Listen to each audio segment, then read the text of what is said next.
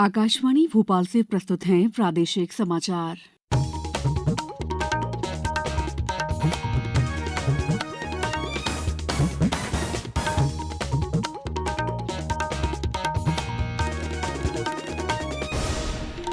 नमस्कार, समाचारों के साथ मैं दीपा सिंह।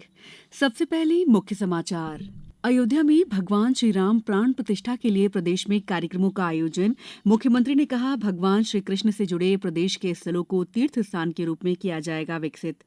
विकसित भारत संकल्प यात्रा प्रदेश में जारी। केंद्रीय मंत्री प्रहलाद सिंह पटेल ने दमोह जिले में लिया हिस्सा। और प्रदेश में कड़ाके की सर्दी का दौर जारी। टीकमगढ़, बालाघाट जिलों में आज कोल्ड डे का अनुमान। अब समाचार विस्तार से। अयोध्या में 22 जनवरी को भगवान श्री राम की प्रतिमा प्राण प्रतिष्ठा कार्यक्रम के लिए प्रदेश में व्यापक तैयारियां की जा रही हैं। खंडवा जिले के मंदिरों में 16 जनवरी से 22 जनवरी तक जन सहयोग से राम कीर्तन का आयोजन किया जा रहा है। हर घर में दीपोत्सव के लिए आमजन को प्रेरित किया जा रहा है। इसी क्रम में ग्राम मोहनपुर और ग्राम दीवाल में प्रभात फेरी आयोजित की गई। मंदसौर जिले के सभी दर्शनीय स्थलों पर जन सहयोग से विशेष सफाई अभियान चलाकर मंदिरों में साफ सफाई की जा रही है। धार के महाराजा भोज शासकीय महाविद्यालय के तत्वावधान में आज भगवान श्री राम के जीवन चरित्र पर आधारित नाट्य प्रस्तुति का आयोजन किया जा रहा है। ग्वालियर में 19 से 21 जनवरी तक श्री रामचरित लीला समारोह का आयोजन किया जा रहा है।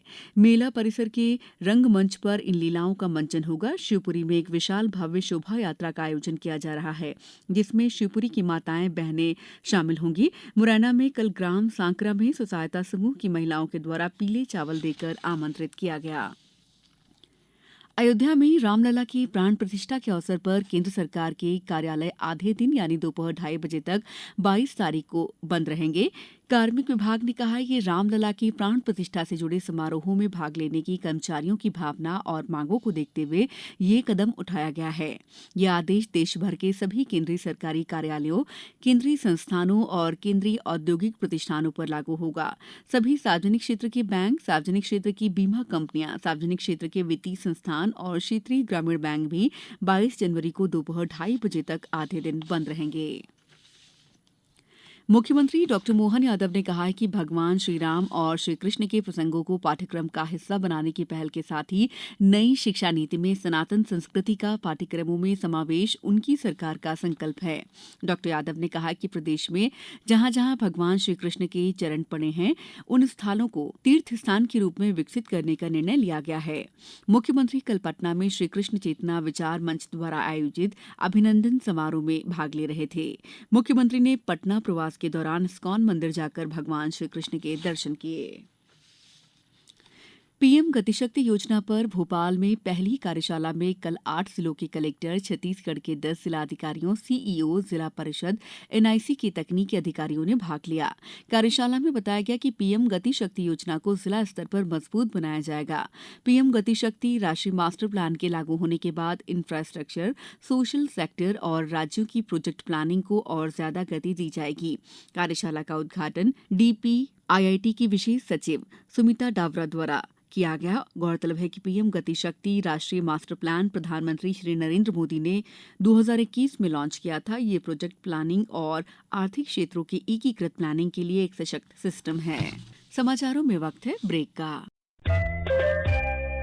ये समाचार आप आकाशवाणी भोपाल से सुन रहे हैं। हमारे समाचारों को अब आप कभी भी और कहीं भी अपनी सुविधा के अनुसार सुन सकते हैं।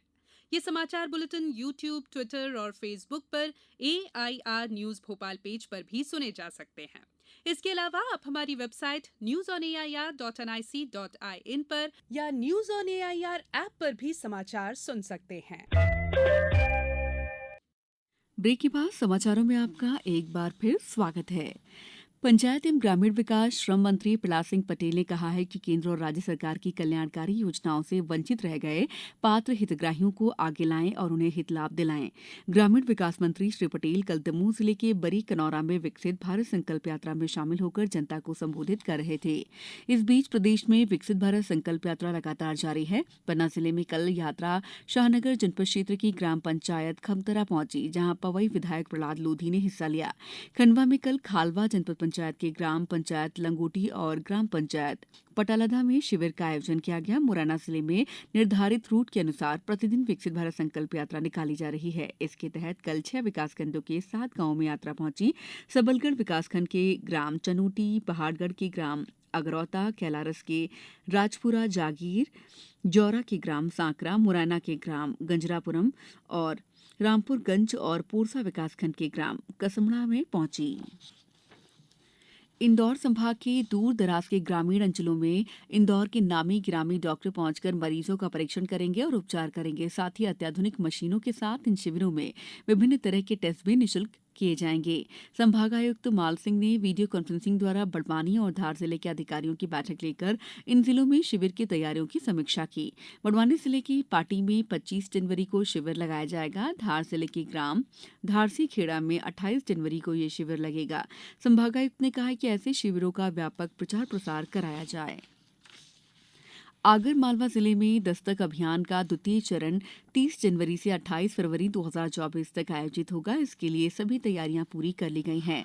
दस्तक अभियान के सफल संचालन हेतु आगरमालवा में कल आयोजित हुई कार्यशाला में उपस्थित अधिकारी, कर्मचारी और ड्यूटी में लगे दल प्रभारियों को अभियान के बारे में विस्तार से जानकारी दी, जिसमें बताया गया कि बाल्यकालीन बीमारियों और कुपोषण में कमी लाने हेतु 9 माह से 5 साल तक के बच्चों को विटामिन ए घोल पिलाया जाएगा।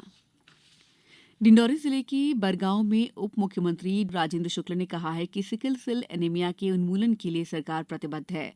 उप मुख्यमंत्री कल डिंडौरी में जनजाति कल्याण केंद्र परिसर में एनटीपीसी के सहयोग से निर्मित 6 करोड़ लागत की सिकल सेल एनीमिया यूनिट का शुभारंभ अवसर पर बोल रहे थे।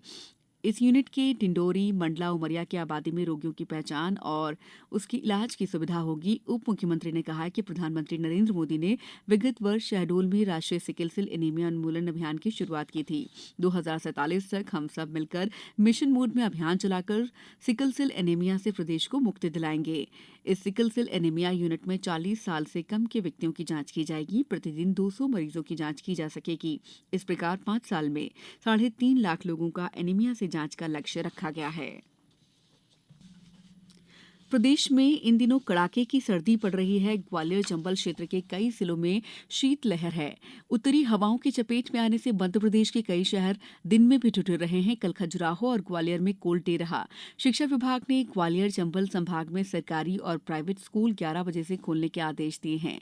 भोपाल में कल जनवरी का सबसे सर्द दिन रहा। गुरुवार रात का तापमान 10.6 डिग्री सेल्सियस रहा। इस बीच प्रदेश में जबलपुर और शहडोल संभागों में कहीं कहीं वर्षा दर्ज की गई।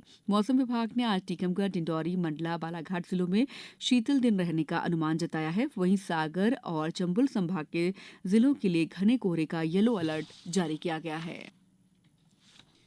एक राष्ट्र एक चुनाव पर उच्च स्तरीय समिति के अध्यक्ष रामनाथ कोविंद ने कल दिल्ली उच्च न्यायालय की पूर्व मुख्य न्यायाधीश न्यायमूर्ति गोरला रोहिणी और पूर्व मुख्य चुनाव आयुक्त सुशील चंद्रा से चर्चा की। विधि और न्याय मंत्रालय ने कहा है कि इस परामर्श प्रक्रिया के लिए नागरिकों, राजनीतिक दलों और प्रतिष्ठित न्यायविदों से सुझाव और विचार मांगे गए हैं। मंत्रालय ने कहा है कि समिति के अध्यक्ष ने कल नई दिल्ली में मद्रास उच्च न्यायालय के पूर्व मुख्य न्यायाधीश न्यायमूर्ति मुनीश्वर नाथ भंडारी से भी मुलाकात की थी। अब कुछ समाचार संक्षेप में। नीमच में जवाहर नवोदय विद्यालय में कक्षा 6वीं में प्रवेश के लिए चयन परीक्षा 20 जनवरी को आयोजित होगी। सभी अभ्यर्थी इस परीक्षा में शामिल होने के लिए अपने प्रवेश पत्र वेबसाइट से डाउनलोड कर सकते हैं। मंदसौर में जिला खेल अधिकारी ने बताया कि 20 जनवरी को मिनी मैराथन दौड़ का आयोजन किया गया है। दौड़ एमआईटी चौराहा, रेवास, देवड़ा रोड पर आयोजित की जाएगी।